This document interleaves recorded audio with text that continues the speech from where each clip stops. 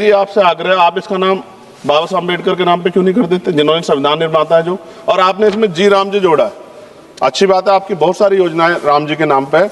मेरी आपसे मांग है, आप इसमें जी राम जी की जगह जय भीम जी कर दो, उसमें क्या चला जाएगा। आपको सबके हितों का ध्यान रखना चाहिए ना। सरकार मनरेगा से महात्मा गांधी का नाम हटाना चाहती है। मैं सरकार से पूछता हूँ, गांधी जी से इतनी नफरत। शायर ने कहा कि भूखों की नजर में बिजली है, तोपों के दहाने ठंडे हैं, तकदीर की लब पे जंबिश है, तदबीर दम तोड़ रही है। ट्रस्टी होते हैं, इस बात का ख्याल रखिए। और लोकतंत्र में सरकार ट्रस्टी होता है, दलाल नहीं हो सकता। मैं बराबर बोलिए, इस देश का मजदूर, इस देश का अन्नदाता। सर आपका चेहरा आ रहा है, मेरा भाषण मेरा चल रहा है, चेहरा आपका आ रहा है। आपका इस देश का किसान नाम तो हमें समझ में नहीं आया। गांधी तो यूं ही भी पूज्य हैं, काहे कोई एडिशनल पूज्य लगा रहे हैं। पूज्य जिनके नाम में बापू बोल रहे हैं, उनमें से 2-3 जेल में हैं। सर, इस वतन अजीज के गरीब, बेरोजगार और भूखे लोग इस ऐवान में मौजूद बरसर इख्तिदार जमात के लोगों को एक पैगाम देना चाह रहे हैं कि शायर ने कहा कि भूखों की नजर में बिजली है, तोपों के दहाने ठंडे हैं, तकदीर की लब पे जंबिश है, तदबीर दम तोड़ रही है। सर, इस तरह का एक कानून बनाने की कोशिश की जा रही है जिससे गरीबों को फायदा होता था। आज वो कानून जो डिमांड ड्रिवन गारंटी था, इसको हुकूमत बदलकर एक मरकजी माविन स्कीम के तौर पर नाफिज करना चाहती है। सर, जब तक किसी पंचायत को नोटिफाई नहीं किया जाएगा, उस पंचायत में काम नहीं होगा। हुकूमत की ये पॉलिसी हमेशा ये रही है कि हर इख्तियार को हासिल करना चाहते हैं और एक डिक्टेटर की तरह वो हुकूमत को चलाना चाहते हैं। सर, आप बताइए, मरकजी हुकूमत ये कैसे फैसला करेगी कि एक डिमांड ड्रिवन गारंटी को आप रियासत को बोलेंगे नॉर्मेटिव एलोकेशन कर दिया जाएगा, और अगर कोई रियासत उससे ज़्यादा अखराजात करती है तो फिर उनको उसका बोझ उठाना पड़ेगा। मुतालिबा पर मोदी गारंटी को एक सप्लाई डिमांड प्रोग्राम पे तब्दील किया जा रहा है। सर, साल में 60 दिन ब्लैकआउट होगा, किसी को काम नहीं मिलेगा। इस ब्लैकआउट के 60 दिन के ब्लैकआउट से खवातीन को और जिनके पास ज़मीन नहीं है, लैंडलेस लोगों को बहुत बड़ा नुकसान होगा। ये कानून अगर बनेगा तो ज़मींदार खुशियाँ मनाएंगे और गरीब उस ज़मींदार के रहमो करम पर रहेगा। सर, आप बताइए, 90% जिसमें इजरत, मटीरियल लागत और इंतजामी अखराजात मरकजी हुकूमत को बर्दाश्त करना पड़ता था, आज 90 से 60% कर दिया गया और 40% रियासती हुकूमत पर यह बोझ डाल दिया गया। मकसद एक ही है कि उस कानून को कत्ल कर दिया जाए, ख़त्म कर दिया जाए। कौन सी ऐसी भारत में रियासत है जिसके पास पैसे है, बताइए आप। मार्च के महीने में हर रियासत अपना बजट बनाएगी, कौन सी रियासत के पास पैसा है? तो ये मालूम हो रहा है कि सरकार गरीबों के खिलाफ है, गुर्बत का खात्मा नहीं करना चाहती। सर, आधार और डिजिटल निज़ाम, आप जानते हैं कि मजदूर की उंगलियों के निशानात नहीं मिलते क्योंकि वो गरीब इतनी मेहनत करता है कि उसके निशान मिट जाते हैं। तो बायोमेट्रिक ऑथेंटिकेशन की बात होती है। सर, जुलाई 2025 में NSS की रिपोर्ट है कि बायोमेट्रिक से नुकसान हो रहा है। तो सर, मैं इस स्कीम के और इस कानून के खिलाफ हूं और मैं अपनी बात को ख़त्म करता हूं कि किसी शायर ने अच्छा कहा था कि जिस खेत से देखान को मैसर ना हो रोसी, इस खेत के गोशे गंदम को जला दो। पलायन हो रहा है सर बिहार में, सीमांचल में। अब ये कानून अगर बनेगा तो सीमांचल में 1.5 करोड़ लोग पलायन करते थे। मुझे अफसोस के साथ कहना पड़ेगा कि तादाद बढ़ जाएगी, मगर भारत का गरीब देख रहा है, भूखा देख रहा है, उसका जवाब जरूर देगा। केवल एक सांसद के रूप में नहीं, बल्कि गांधी जी के एक सच्चे अनुयायी के रूप में खड़ा हो, साथ ही साथ जो इस देश के करोड़ों लोगों की जो आस्था गांधी जी के प्रति है, उनकी आवाज़ बनकर खड़ा हुआ हूँ। सभापति महोदय, सरकार इस संशोधन विधेयक को सुधार कह रही है, लेकिन देश जानना चाहता है राष्ट्रपिता महात्मा गांधी का नाम योजना से हटाना क्या ये सुधार है? आज सरकार की नीति और सरकार का एजेंडा स्पष्ट है। कारपोरेट को छूट, गरीब को चुप्पी और मजदूर को इंतज़ार। जो सरकार एक झटके में उद्योगपतियों के हज़ारों करोड़ माफ़ कर सकती है, उस गरीब मजदूर के 100 दिन की मजदूरी देने में परेशानी होती है। अध्यक्ष महोदय, जब मनरेगा लाया गया था उस समय यूपीए की सरकार थी, देश के प्रधानमंत्री डॉक्टर मनमोहन सिंह थे और यूपीए की चेयरपर्सन सोनिया गांधी थी, और उस योजना को लाने के पीछे उद्देश्य था कि ये योजना कागजी नारों पर नहीं, ज़मीन पर रोज़गार देती है। ये योजना भीख नहीं, काम देती है, और ये योजना गरीब को आत्मसम्मान देती है। इस सरकार को आत्मसम्मान से डर लगता है। सभापति महोदय, आज हालत ये है कि मनरेगा मजदूर काम करता है, पसीना बहाता है, लेकिन मजदूरी महीनों नहीं मिलती है। मैं पूछना चाहता हूँ, क्या ये मजबूरी है या सरकारी साजिश है? अगर किसी उद्योगपति का भुगतान देर से हो जाए तो सरकार आधी रात को बैठक बुला लेती है, लेकिन गरीब मजदूर के लिए चुप्पी और बहाने तलाश करती है। सभापति महोदय, मुझे याद है कि 2014 में जब वे नरेंद्र मोदी जी प्रधानमंत्री बने थे तो उन्होंने मनरेगा के बारे में एक शब्द कहा था कि मनरेगा जो है वो कांग्रेस का समाधि है, कांग्रेस का एक स्मारक है, ये उन्होंने कहा था। तो इससे ये बात जाहिर होती है कि प्रधानमंत्री मनरेगा के बारे में उनकी क्या धारणा है। तो इसलिए मैं ये कहना चाहता हूँ कि ये जो संशोधन राज्य की भूमिका कम करता है, जो संशोधन लाया गया है सरकार के द्वारा, ये संशोधन राज्यों की भूमिका कम करता है, ये पंचायतों को कमज़ोर करता है, ये संघीय ढांचे पर सीधा हमला है। विधान कहता है सामाजिक न्याय और सरकार कहती है प्राथमिकता नहीं। धन्यवाद। तो सवाल सीधा है, सरकार संविधान के साथ है या उसके खिलाफ? मैं सिर्फ आपसे यह कहना चाहूँगा कि ये बिल जो 60 सालों के बाद भारत के गरीब और आम आदमी, खेतीहर मजदूर, बंधुआ मजदूर, बटाईदार, किसानों के लिए, खास तौर पर जहां सबसे ज़्यादा अप्रवासी मजदूर है, पलायन है, वो बिहार का 3 हिस्सा जगह है। खास तौर पर सीमांचल है, कोसी है, मिथिलांचल है, जहां लगभग 4 करोड़ लोग बाहर रहते हैं।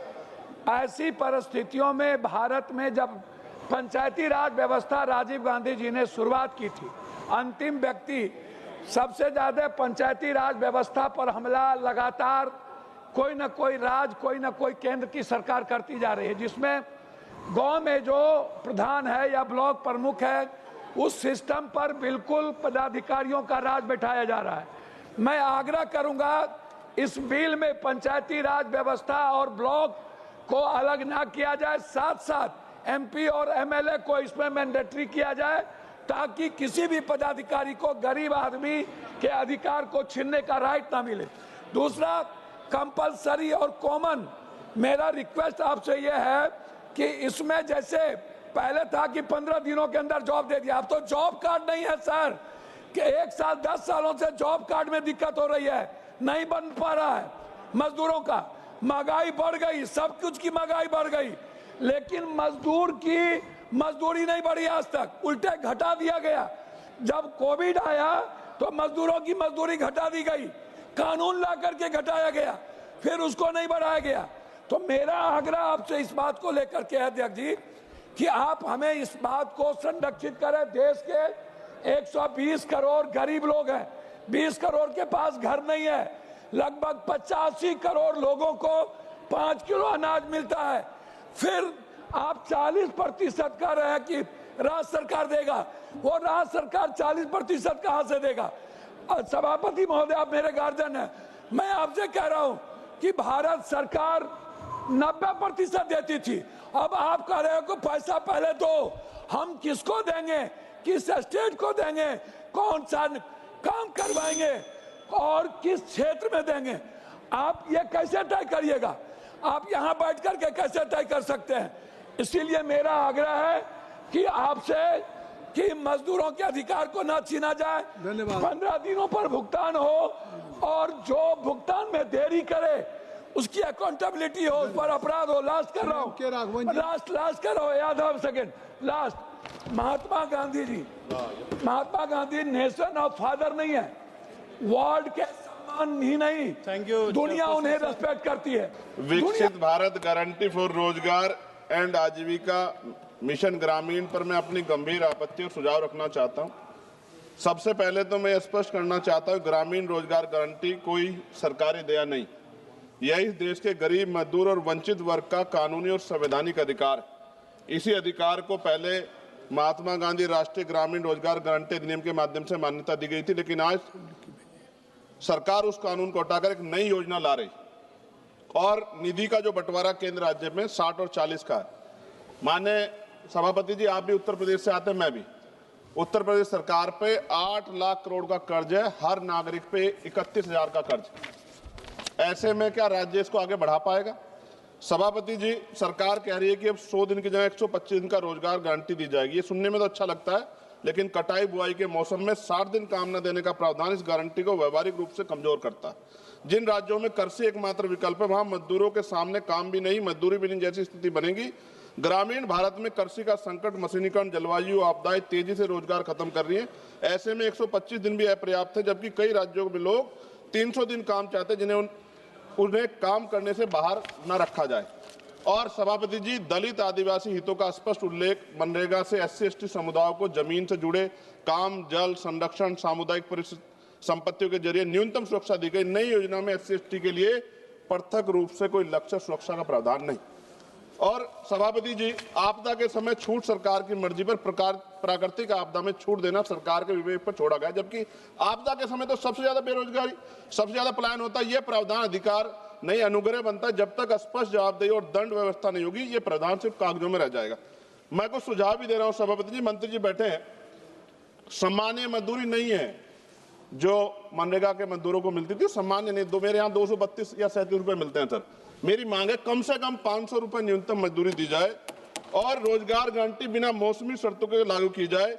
रोजगार दिनों की सीमा राज्यों को बढ़ाने का अधिकार न्यूनतम 300 दिन और केंद्र तय करे, लेकिन राज्य चाहे तो 365 दिन तक बढ़ा सकते हैं और केंद्र अतिरिक्त सहायता दे। SC/ST और आदिवासी क्षेत्रों के लिए विशेष पैकेज, आदिवासी क्षेत्रों में 300 दिन गारंटी, भूमि, जल, जल आधारित कार्यों की प्राथमिकता, पैसा और FRA कानून में तालमेल, महिलाओं के लिए अनिवार्य 50% कार्य, हर पंचायत में कम से कम 50% काम महिलाओं के लिए आरक्षित, मासिक धर्म अवकाश, गृह, जल, स्वच्छता, देखभाल कार्यों की प्राथमिकता। अंतिम पेज है सर। सभापति जी, काम तय करने का असली शक्ति ग्राम सभा, ग्राम पंचायत पर भुगतान में देरी होने के 30 सेकंड में खत्म करूंगा सर। भुगतान में देरी होने स्वतः मुआवजा अधिकारियों की व्यक्तिगत जवाबदेही तय की जाए। विकसित भारत सिर्फ इमारतों और आंकड़ों पर नहीं बनता, विकसित भारत तब बनता है जब गरीब के हाथ में योजना अधिकार होता है। सभापति जी, माननीय मंत्री जी को मैं कहना चाहता हूं, आप इसका नाम बदल रहे हैं, बहुत सोच समझ के आप कर रहे होंगे, तो मेरी आपसे आग्रह, आप इसका नाम बाबा साहब अम्बेडकर के नाम पे क्यों नहीं कर देते, जिन्होंने संविधान निर्माता है जो, और आपने इसमें जी राम जी जोड़ा है। अच्छी बात है, आपकी बहुत सारी योजनाएं राम जी के नाम पे है। मेरी आपसे मांग है, आप इसमें जी राम जी की जगह जय भीम जी कर दो, उसमें क्या चला जाएगा? आपको सबके हितों का ध्यान रखना चाहिए ना। मैं तो आपसे जानता हूं कि क्या था, मगर आपने उनके संविधान के साथ किस तरह का हाल कर रखा है, ये भी तो हम लोग जानते हैं। सभापति जी, एक सेकंड भाई, मैं तो सुझाव दे रहा हूं। आप सर शेखर जी, आप चेयर को कहिए। हाँ सर, आपके माध्यम क्यों कहते हैं? नहीं, थैंक यू सर। आपने 30 सेकंड मांगा था, 1 मिनट सर, ये बीच में बोल के थोड़ा सा वो हो गया सर। मैं खत्म कर रहा हूं 10 सेकंड में। मैं उनको नहीं कह रहा, मैं आपके माध्यम से कह रहा हूं मंत्री जी को। सर, ये देश देख रहा है, आप अगर महापुरुषों का अपमान करेंगे तो लोग इसका चुनाव के समय हिसाब करेंगे। मेरी बात को याद रखें। धन्यवाद। जय भीम, जय भारत। सर, निवेदन किया था, विनती की थी, हाथ जोड़ा था कि किसानों के साथ विश्वासघात मत कीजिए, लेकिन सरकार ने नहीं सुनी। सर, हमने विरोध किया, हम बेल में आए, सरकार को चिताया, हमें सस्पेंड करके बाहर कर दिया गया। सर, 7 दिन तक इसी संसद के परिसर में हम लोग निलंबित करके रखे गए। सरकार ने हमारी बात नहीं सुनी। 1.5 साल तक किसानों ने सड़क पे धरना दिया और 750 किसानों ने अपनी शहादत दी। संजय जी, उसके बाद बिल पर बोलिए। उसी पे बोल रहे हैं सर, सर इसी पे बोल रहे हैं, इसी पे बोल रहे हैं। इस देश का किसान, बोलिए, इस देश का मजदूर, इस देश का अन्नदाता, सर आपका चेहरा आ रहा है, मेरा भाषण मेरा चल रहा है, चेहरा आपका आ रहा है। आपका इस देश का किसान, आपका आ रहा है, आपका आता इस देश का मजदूर, इस देश के करोड़ों लोग सड़कों पर उतरे, उनको खालिस्तानी कहा गया, पाकिस्तानी कहा गया, गोलियां चलाई गई, लाठियां चलाई गई, बड़े बड़े कील गाड़ दिए गए सड़कों पे। और 1.5 साल के बाद प्रधानमंत्री जी एक दिन प्रकट होते हैं, कहते हैं मेरी तपस्या में कमी हो गई, हम कानून वापस ले रहे हैं। आज मैं आपसे कहना चाहता हूं मान्यवर, यह ऐतिहासिक भूल आप करने जा रहे हैं, यह गुनाह और पाप आप दोबारा करने जा रहे हैं। और इस काले कानून को पास करने के बाद इस देश का मजदूर सड़कों पे उतरेगा, इस देश का किसान सड़कों पे उतरेगा, इस देश का आम आदमी सड़कों पे उतरेगा, जिसके पेट और पीठ दोनों पे आप छुरा मारने का काम कर रहे हैं। यह मैं कहना चाहता हूं मान्यवर।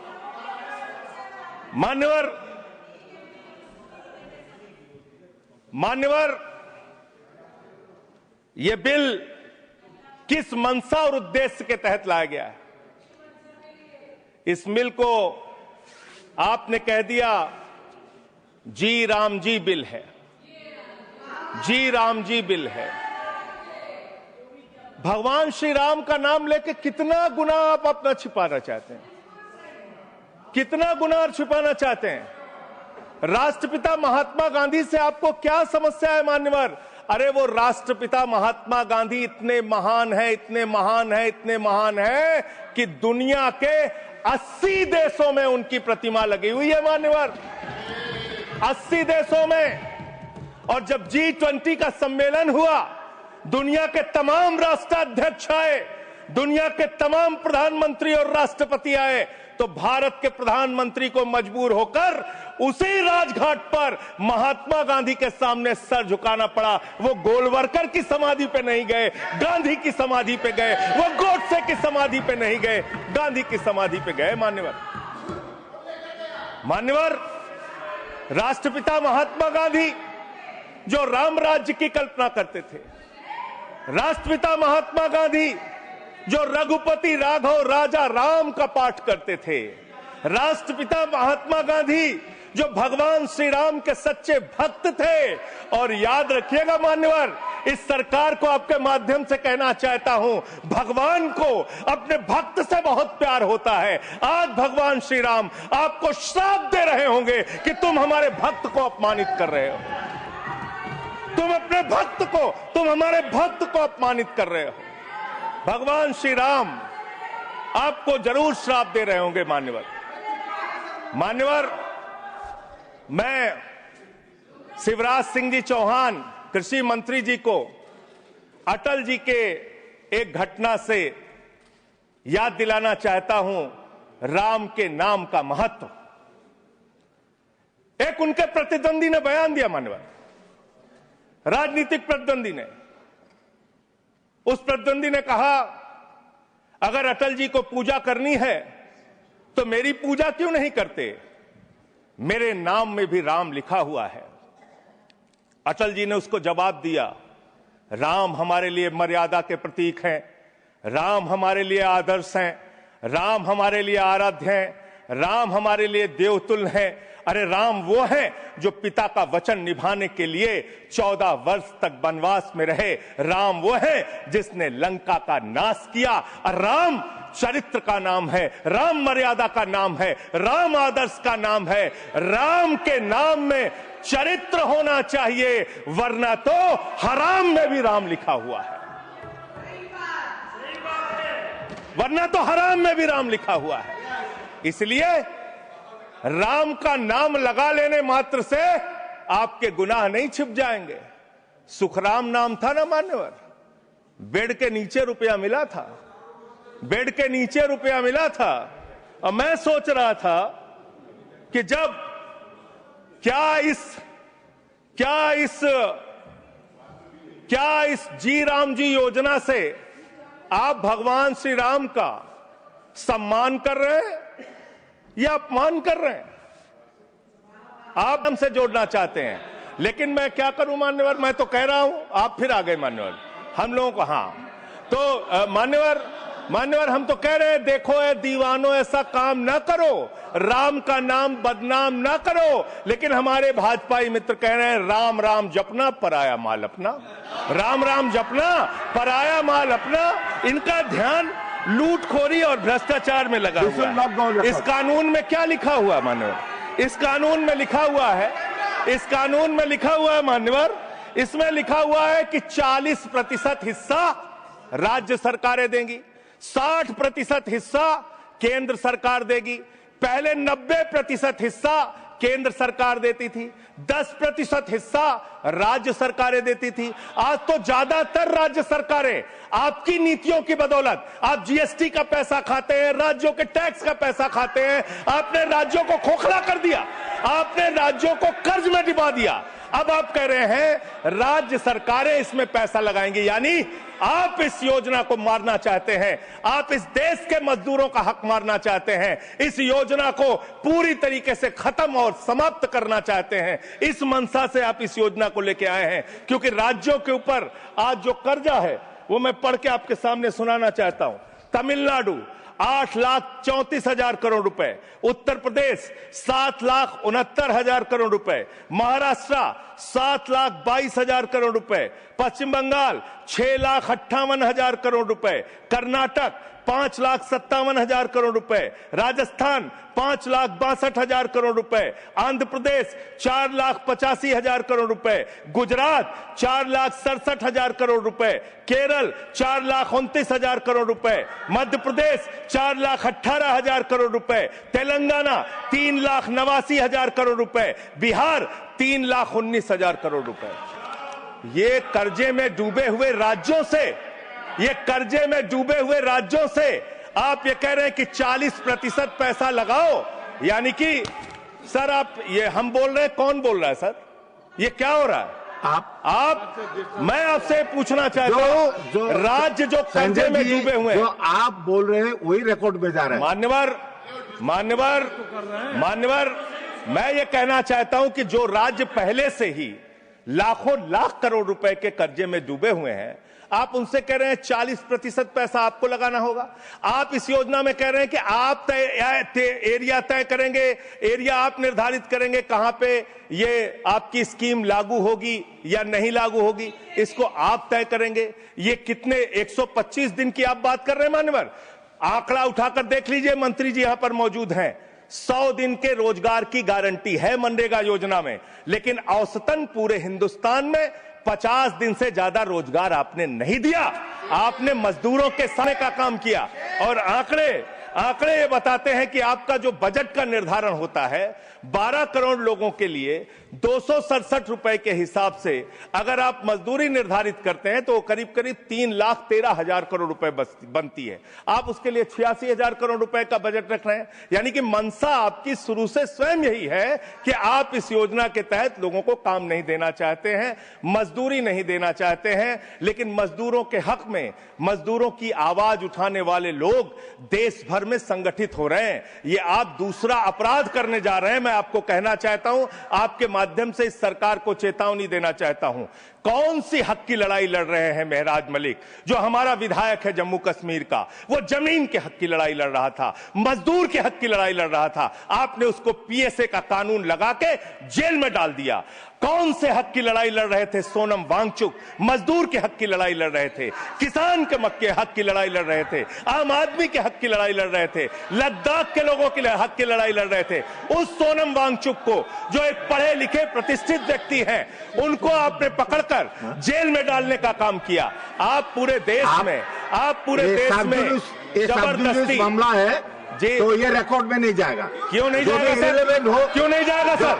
मजदूर के लिए लड़ने वाले क्यों नहीं जाएगा? मैटर जो सर है क्यों नहीं जाएंगे? वो रिकॉर्ड में नहीं जाएगा। आगे बोले सर, आगे बोले सर।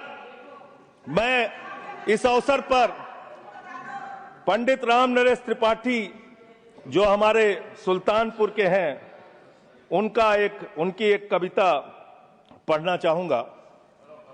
ना मंदिर में, ना मस्जिद में, ना गिरजे के आसपास में, ना पर्वत पर, ना नदियों में, ना घर बैठे, ना प्रयास में, ना कुंजों में, ना उपवन में, शांति भवन या सुख निवास में, ना गाने में, ना बाने में, ना आशा में, ना ही हास में, ना छंदों में, ना प्रबंध में, ना अलंकार, ना अनुप्रास में, खोज ले कोई राम मिलेगा दीन जनों की भूख प्यास में। खोज ले कोई राम मिलेगा दीन जनों की भूख प्यास में। आप दीन जनों को भूखा रख के, उनकी मजदूरी छीन के, उनके हाथ का काम छीन के, उनका रोजगार छीन के, आप चाहते हैं उनके पेट पे लात मार के, आप चाहते हैं कि आप सिर्फ इस योजना का नाम बदल देंगे, इस योजना का नाम बदल देंगे तो पूरे देश में आपका महिमा मंडन हो जाएगा। अब आपका ये नकली काम इस देश के अंदर चलने वाला नहीं है। पूरा देश आपकी सच्चाई जान चुका है। मान्यवर, पिछले दिनों मैंने पदयात्रा शुरू की थी अयोध्या से लेकर सरयू से संगम तक। अयोध्या में किसान आए हमारे पास, बहुत सारे किसानों ने आकर कहा किस तरीके से अयोध्या के अंदर किसानों की जमीनों का कब्जा किया जा रहा है प्रशासन के द्वारा, भारतीय जनता पार्टी की सरकार के द्वारा। वहां पर किसानों के ऊपर लाठियां चला के, गोलियां चला के, बुलडोज करके उनकी जमीनें औने पौने दामों में ली जा रही है। मान्यवर, औने पौने दामों में उनकी जमीनें ली जा रही हैं। और वो जमीनें मान्यवर वो जमीनें जो ली जा रही हैं किसानों से, वो जमीनें बड़े बड़े बिल्डर को बेची जा रही हैं, बड़े बड़े बिल्डर को बेची जा रही हैं। किसानों से 5 लाख रुपए बिस्वा जमीन ली गई अयोध्या में। अरे सुनो ध्यान से, किसानों से 5 लाख रुपए बिस्वा अयोध्या में जमीन ली गई और लोढ़ा ब्रदर्स ने उसी जमीन को प्लाटिंग करके 1 करोड़ 80 लाख रुपए में बेचा। आप धंधा कर रहे हैं प्रभु श्री राम के नाम पे, आप धंधा कर रहे हैं, अयोध्या के लोगों को लूटने का काम कर रहे हैं, अयोध्या के किसानों को लूटने का काम कर रहे हैं। इसीलिए अयोध्या के लोगों ने आपको हराया, इसीलिए अयोध्या के लोगों ने आपको हराया। और यही आपका चरित्र रहेगा तो पूरे देश में जनता आपको जवाब देगी, जनता आपको हराने का काम करेगी। ये मजदूरों का हक मारने का काम जो आप कर रहे हैं, इसको बंद कीजिए। मानवर, मैं अंतिम बात कहना चाहता हूं, मानवर बोले, जब ये मनरेगा योजना लाई गई तो इस बिल को अस्थायी समिति में भेजा गया था। आज जब आप नई योजना लेकर आ रहे हैं, इसको अस्थायी समिति में आपने क्यों नहीं भेजा? क्या आप छिपाना चाहते हैं? क्या आपकी मंशा है? ये आप बताइए। और अंत में इन्हीं लाइनों के साथ कि हम मेहनत कश इस दुनिया से जब अपना हिस्सा मांगेंगे, एक बाग नहीं, एक खेत नहीं, हम सारी दुनिया मांगेंगे, हम सारी दुनिया मांगेंगे। किस लिए? हर हाथ को काम, हर काम का वाजिब दाम, ये इसकी मूल भावना थी। माननीय मंत्री जी, आप लोगों की कुछ तौर तरीके मुझे बहुत अच्छे भी लगते हैं कि आप मीडिया में ड्रॉप करते हैं नाम। पहले चला कुछ दिन पूज्य बापू नाम, तो हमें समझ में नहीं आया। गांधी तो यूं ही भी पूज्य हैं, काहे कोई एडिशनल पूज्य लगा रहे हैं? पूज्य जिनके नाम में बापू बोल रहे हैं, उनमें से 2-3 जेल में हैं। ये मैं लेकिन फिर भी आपने ऐसा नाम लिया। मैं देख रहा था कि माननीय मंत्री जी भी केयरफुली पढ़ रहे थे कि कुछ गलत ना बोला जाए। कारण है कि मैंने तुकबंदी देखी है, लेकिन अंग्रेजी और हिंदी को मिला करके जब आप तुक बिठाते हैं तो बेहतर से बेहतर तुक बेतुका दिखता है, ये बेतुका दिखता है। माननीय मंत्री जी, मंत्री महोदय, माननीय सभापति जी, आपके माध्यम से, अब मैं नाराज मत होइएगा, मैंने देखा कि दिल्ली अलग अलग लोगों पे अलग असर करती है। ये जब तक मध्य प्रदेश में थे कितना हंसते थे, खुश रहा करते थे। जब से दिल्ली आए हैं न जाने क्या हो गया है यहाँ की आबो हवा में, नाराज से रहते। Professor, don't make personal comment. Sir, it's not don't make personal comment. Sir, इसी सदन में लोहिया जी, पीलू मोदी, मीनू मसानी, रामन, मैं तमाम चीजें। सर आपने एक किताब छापी है राज्यसभा से, ह्यूमर इन द हाउस। अब अगला एडिशन छप ही नहीं पाएगा, अगला एडिशन नहीं छपेगा। तो वो लाइटर वेन में था। माननीय मंत्री जी को अगर बुरा लग गया तो मैं वापस लेता हूं। सर मेरा वक्त पॉज कर दीजिए। ठीक है। Thank you sir. इसी तरह का डेमोक्रेटिक जज्बा हर में चाहिए, पूरे मंत्रिमंडल में चाहिए, ऊपर से नीचे चाहिए। सर मैं एक बात कहना चाहता हूं मूल बिंदु पर आने से पूर्व। मैं इस संघर्ष का भी हिस्सा रहा हूं, मनरेगा के संघर्ष का। सर मैं राजनीति में तब नहीं था, विश्वविद्यालय का शिक्षक, सोशल पॉलिसी का पेपर पढ़ाता था। जब मैंने देखा कि हमारी पूरी संसद ने वाइडर कंसल्टेशन और यूनानिमस सहमति से मनरेगा जैसा एक कानून लाया ना, तो अपनी संसद पे गर्व हुआ, अपनी संसद पे भरोसा हुआ। मैं उस भरोसे को खत्म नहीं होते देखना चाहता, जीते जी नहीं देखना चाहता। और वो मजदूर, गरीब मजदूर, भूमिहीन किसान, हमारी महिलाएं, वो भी नहीं देखना चाहती। वो बहुत बेबसी में है सर। उनको राम से क्या आपत्ति होगी? उनको आपत्ति इस बात की है कि राम के नाम पर यह क्या खिलवाड़ किया जा रहा है। माननीय मैं एक चीज, माननीय उपसभापति जी, आप तो पिछले जब पुरानी वाली बिल्डिंग में भी हम लोग बैठते थे, फार्म लॉज पे बहस चल रही थी। हमने तब भी कहा था संसद को गौण कर सकते हो, सड़कों को गौण करना बड़ा मुश्किल है। सड़कों को मौन करने की कला किसी सल्तनत में नहीं आई आज तक। और हम तो लोहिया जी के लोग हैं, वो कहते थे संसद खामोश तो सड़कें रोशन हो जाती हैं। और मैं आगाह कर रहा हूं सर, थोड़ा सोचिए इस पर। आसमान नहीं टूट रहा है। ये जो एक अधिकार वाली भावना थी मनरेगा में, अधिकार सर, मैं यहां आने से पहले रिसर्च कर रहा था थोड़ा। मैं यूं भी थोड़ा उस मिजाज का हूं कि थोड़ा बदलाव की बयार कहीं से आए। सर हमारे संविधान में राइट टू वर्क को डायरेक्टिव प्रिंसिपल्स में रखा गया है, आर्टिकल 41। और MNREGA was the closest approximation of article 41।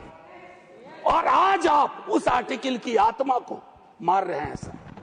मेरा सिर्फ सभापति जी, माननीय मंत्री जी, नाम कुछ भी हो, आत्मा खत्म हो जाएगी ना, तो जो भी हासिल हुआ है संघर्ष के साथ, वो संघर्ष काफूर हो जाएगा। राम के नाम पे किस देश में, हम लोग तो गांधी के लोग हैं, दुनिया को अलविदा कहे गए हे राम का करके। और जब वो नोआखोली से आए, सांप्रदायिक सद्भाव बिगड़ा था, तो उन्होंने अपने भजन को बदल दिया, भजमन प्यारे सीताराम के बदले भजमन प्यारे राम रहीम। हम तो वो लोग हैं सर। खैर, आपसे तो इन विषयों पर शिकायत करने का कोई मतलब ही नहीं है सर। कहां हम मनरेगा में व्यापक तब्दीली की मांग कर रहे थे। हर सदन में 2-0 आवर आता था कि मैंडेज बढ़ाइए, वेज बढ़ाइए। आपने कौन सा रिग्रेसिव ये पोजीशन ले लिया, प्रतिगामी विचार। अधिकार से चैरिटी वाले युग में राजा महाराजाओं का जमाना नहीं है। 3 इलेक्शन 4 इलेक्शन बहुत लोग जीतते हैं, लेकिन राजा थोड़े ही बन जाएंगे। लोकतंत्र की बुनियाद है, और लोकतंत्र की बुनियाद में यह तय करना होगा कि अधिकार की जुबान का क्षरण ना हो। आप चाहते तो इसको कंसल्टेशन में ला सकते थे। This is one of those pieces of legislation which has completely ignored the consultation door or corridor. So this does not speak well about our democratic practice, our parliamentary procedure, our rich history. It only smacks of a kind of arrogance which comes from a sense of following majoritarian politics. And that's antithetical to the idea of India. I'm requesting you, sir, once again, demand मैं पहले भी कह चुका हूं कि आपने इसको demand driven से कमांड ड्रिवन में तब्दील कर दिया। It is no more demand driven, it is command driven. Sir just 1 minute, wind up कीजिए, आपका समय बहुत कम रह चला। सर प्लीज, सर नहीं sir, I beg your pardon, I need 2 minute extra because I have to make some important point. Sir, जो मैंने कहा था पूरे साल की रोजगार की गारंटी देता था, हम उसमें तब्दीली की मांग कर रहे थे। अब आपने क्या किया है ना, 60 दिनों के ब्लैकआउट अवधि। मुझे लगता है मैंने पिछली बिल में भी एक बात कही थी, who is advising you? Are there invisible hands, invisible people who are visible to you, not to the all ordinary Indians, कि हमें ब्लैकआउट अवधि देंगे कृषि। सर, ये एक तरह की थोड़ी फ्यूडल सोच भी हुआ करती थी। इसी सदन में एक आध लोगों को मैंने बोलते सुना है जो कहते थे कि मनरेगा के कारण मजदूर मिलना बंद हो गए। ये बुरी बात हो गई क्या सर? बार्गेनिंग पावर बढ़ा, बार्गेनिंग पावर बढ़ा दलितों का, भूमिहीन मजदूरों का, और वो अगर पसंद नहीं आ रहा है। सर, मनरेगा में केंद्र सरकार का आवंटन असीमित था।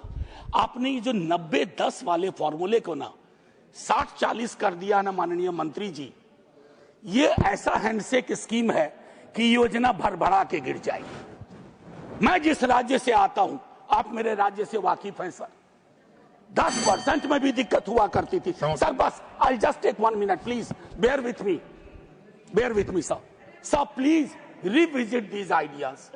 मैचिंग का जो पूरा आपका स्कीम है sir, this will kill all those states जहां से बड़ी संख्या में लोग माइग्रेट करके अलग अलग राज्यों में जाते हैं, और उसमें भी बाकी जो खर्च था लागत का वगैरह का, उसको भी इतना अनइवन आपने बांट के रख दिया है कि अंततः मुझे ये कहने में कोई दो मत नहीं है कि बॉटम अप डिसेंट्रलाइज्ड प्लानिंग से टॉप डाउन डिसेंट्रलाइज्ड प्लानिंग ये इस देश का हक में नहीं है।